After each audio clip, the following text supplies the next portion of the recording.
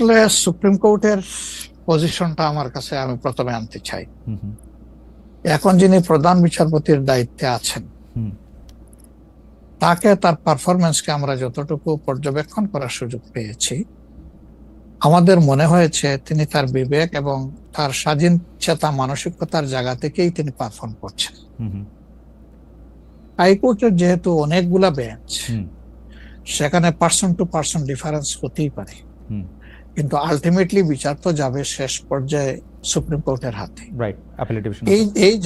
এই জায়গাটাকে অতীতের যে কোনো সময়ের তুলনায় আমাদের কাছে বেটার মনে হচ্ছে আপাতত। ভবিষ্যতে তারা কি করবেন সেটা এখনই অগ্রিম বলা যাচ্ছে না। ওকে। আর বিচার আদালতের প্রশ্নে মানে জজ অ্যান্ড সেশনস কোর্ট যেগুলি, ডিস্ট্রিক্ট জজ অ্যান্ড সেশনস কোর্ট যেগুলি আছে 64টা জেলা এবং অন্যান্য ট্রাইব্যুনালগুলি, তারা কি স্বাধীনভাবে কাজ করতে পারছে? আমাদের কাছে যতটুকু ইনফরমেশন, সব জায়গায় তারা স্বাধীনভাবে কাজ করতে পারছেন না।